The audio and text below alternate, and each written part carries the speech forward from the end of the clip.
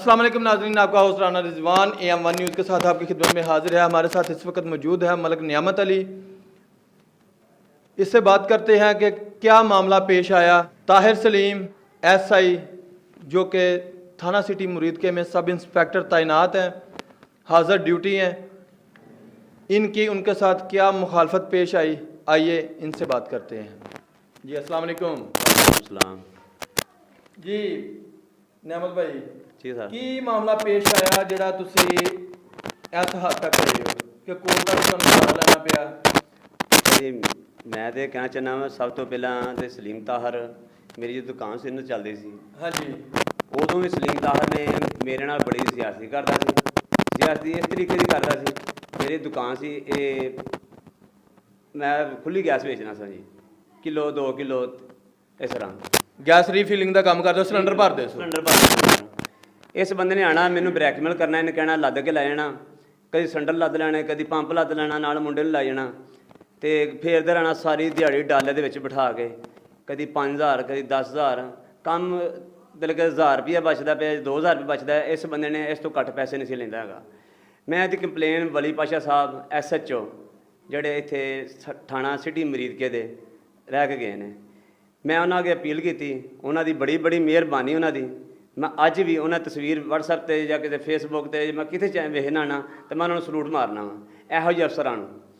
ਅਤੇ ਇਹੋ ਜਿਹੇ ਅਫਸਰਾਂ ਨੂੰ ਮੈਂ ਤੁਹਾਨੂੰ ਕਿਸ ਤਰ੍ਹਾਂ ਮੈਂ ਕੋਈ ਬਿਆਨ ਨਹੀਂ ਦੇ ਸਕਦਾ।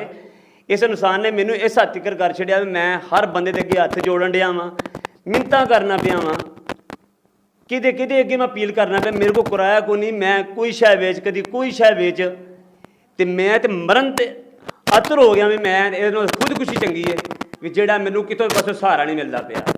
ਵਾਹਦ ਇਸ ਟਾਈਮ ਮੇਰਾ ਸਹਾਰਾ ਬਣੀ ਤੇ ਮੀਡੀਆ ਬਣੀ ਹੈ, ਨਾ ਕੋਈ ਕੋਰਟ ਬਣਿਆ। ਮੈਂ ਕੋਰਟ 'ਚ ਗਿਆ ਵਾਂ ਤਾਂ ਕੋਰਟ ਨੇ ਮੈਨੂੰ ਅੱਗੇ ਤੋਰਤਾ DPO ਕੋ, DSP ਕੋ ਗਿਆ ਵਾਂ।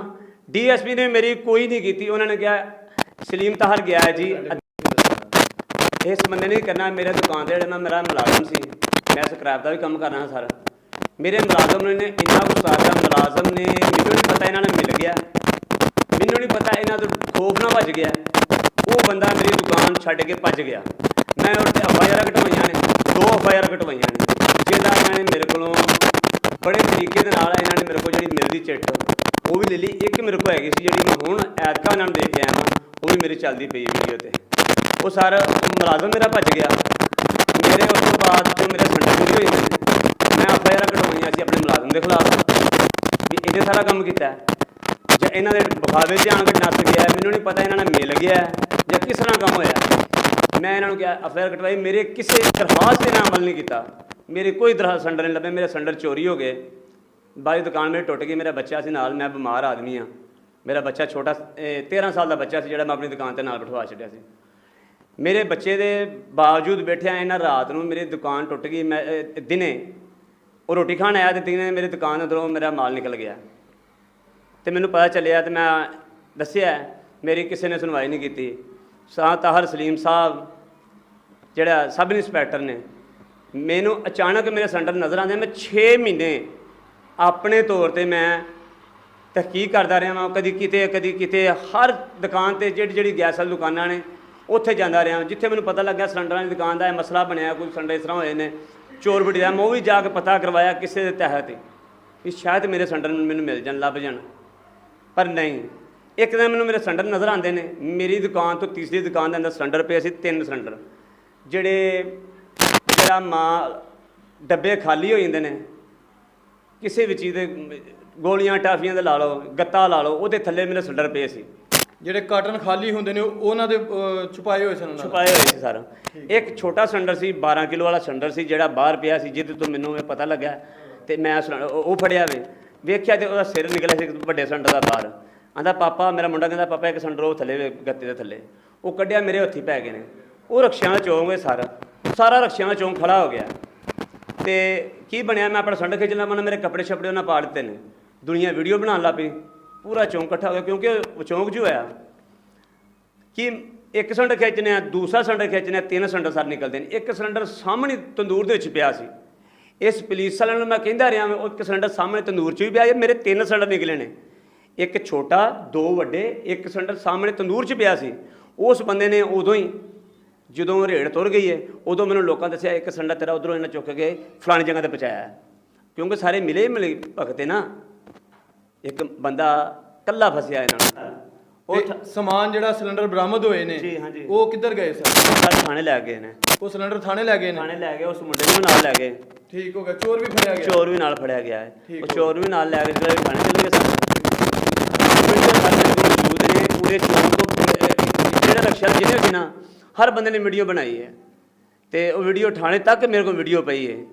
ਠੀਕ ਹੈ, ਇਸ ਬੰਦੇ ਨੇ ਕੀ ਕੀਤਾ ਵੇ, ਸਵੇਰ ਸ਼ਾਮ ਮੈਨੂੰ ਸ਼ਾਮ ਨੂੰ ਸਵੇਰ ਮੈਂ ਜਦੋਂ ਕਮਰੇ ਦਾ ਦਰਵਾਜ਼ਾ ਖੋਲ੍ਹਣਾ ਨਾ ਕਹਿਣਾ ਚੱਲ ਬਾਹਰ, ਤੈਨੂੰ ਪਤਾ ਸਾਹਿਬ ਸੁੱਤੇ ਨੇ, ਸਲੀਮ ਤਾਹਰ ਸਾਹਿਬ ਨੇ ਮੇਰੇ ਨਾਲ ਗੱਲਾਂ ਕੀਤੀਆਂ ਨੇ। ਇਹਨੇ ਮੈਨੂੰ ਦਬਕੇ ਮਾਰਨ ਕਿ ਆ ਗਿਆ ਨਾ ਮੇਰੇ ਸਕੰਜੇ 'ਚ, ਆ ਗਿਆ ਨਾ। ਸਲੀਮ ਤਾਹਰ ਨੇ ਗੱਲ ਕੀਤੀ? ਤਾਹਰ ਸਾਹਿਬ ਨੇ ਕਿਹਾ, ਉਹਨੇ ਕਿਹਾ ਤੂੰ ਬੜਾ ਵਲੀ ਪਾਸ਼ਾ ਨੂੰ ਮੇਰੇ ਇਸ ਤਰ੍ਹਾਂ ਤੂੰ ਗੱਲਾਂ ਕਰਕੇ ਤੂੰ ਮੈਨੂੰ ਬਿਸਤਰ ਕਰਵਾਇਆ ਸੀ। ਠੀਕ ਹੈ, ਹੁਣ ਤੂੰ ਚਲਾ ਦੁਕਾਨ ਕਿਉਂ ਨਹੀਂ ਚਲਾਉਂਦਾ ਉੱਥੇ? ਸਰ ਤੁਹਾਡੀ ਮਿਹਰਬਾਨੀ, ਮੈਂ ਹੁਣ ਕੇਸ ਤੁਹਾਡੇ ਕੋਲ ਲੈ ਕੇ ਆਇਆ ਵਾਂ, ਤੁਹਾਡੇ ਮੇਰੀ ਇਹ ਵੀ ਮੌਜੂਦ ਜੇ ਜਿਹੜੇ ਸਿਲੰਡਰ ਤੁਹਾਨੂੰ ਨਹੀਂ ਮਿਲੇ? ਨਹੀਂ ਸਰ।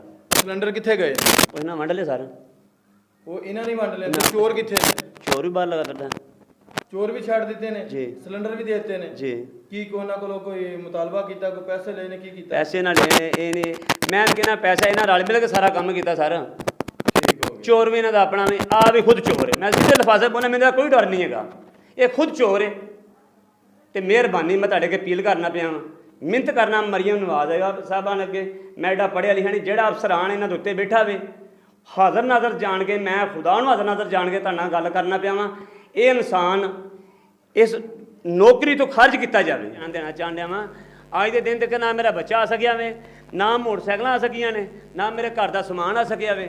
ਇਸੇ ਕਰਕੇ ਮੈਂ ਖੁਦਾ ਵਾਸਤੇ ਕਰਕੇ ਮੈਂ ਜੋ ਬੋਲ ਰਿਹਾ ਹੱਕ ਸੱਚ ਤੇ ਬੋਲ ਰਿਹਾ।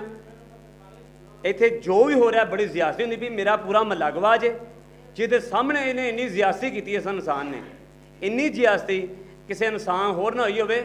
ਤੇ ਮੈਂ ਕਹਿੰਦਾ ਵਾਂ ਉਹ ਪੱਖੇ ਦੇ ਨਾਲ ਲੜਕ ਕੇ ਮਰ ਜਾਵੇਗਾ। ਮੈਂ 1.5 ਸਾਲ ਇਸ ਬਿਮਾਰੀ ਦੇ ਨਾਲ ਮੈਂ ਭੁਗਤਦਾ ਫਿਰਨਾ ਵਾਂ, ਜਿਹੜਾ ਮੈਨੂੰ ਕੋਈ ਬਿਮਾਰੀ ਦਾ ਇਸ ਇਲਾਜ ਮੈਨੂੰ ਕਿਤੋਂ ਮਿਲਦਾ ਨਹੀਂ ਪਿਆ, ਕਿਸੇ ਅਦਾਰੇ 'ਚ ਨਹੀਂ ਮਿਲਿਆ। ਸਾਰਾ ਪੰਜਾਬੀ ਵਾਲੀ ਕਿਸੇ ਅਦਾਰੇ 'ਚ ਨਹੀਂ ਮਿਲਿਆ।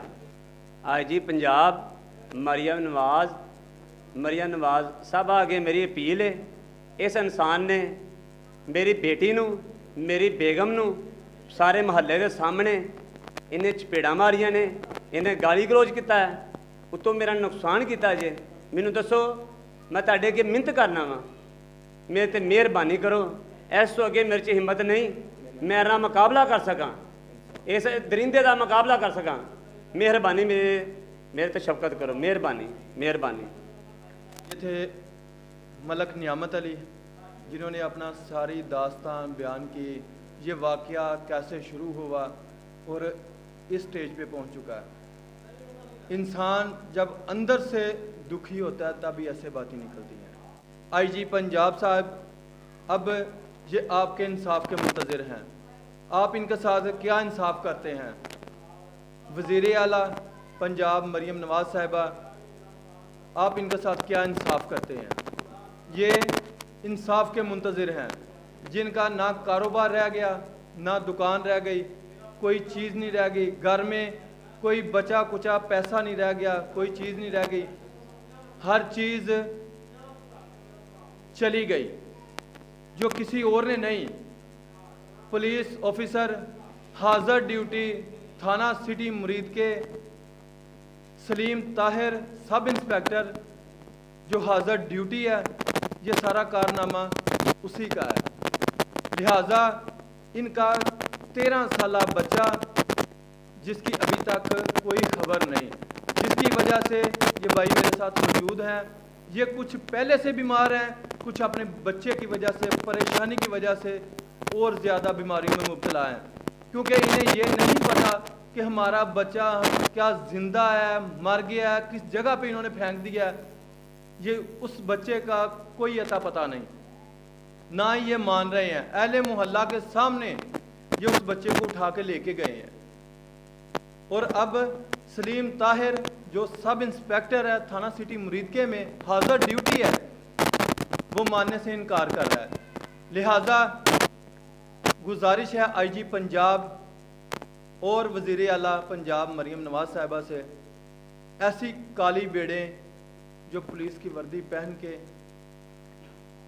इंसान को इंसाफ देना, तहफ़्फ़ुज़ देना, उनके जान और माल की तहफ़्फ़ुज़ की ज़िम्मेदारी उठा के उन्हें ज़लीलो ख्वार करते हैं, ऐसी काली बेड़ों को पहचानें और इसे इस महकमे से दूर रखें और इनको इंसाफ दिलाया जाए। कैमरामैन राना खालिद के साथ अपने उस्ताद रिजवान को इजाज़त दीजिए। अल्लाह निगहबान।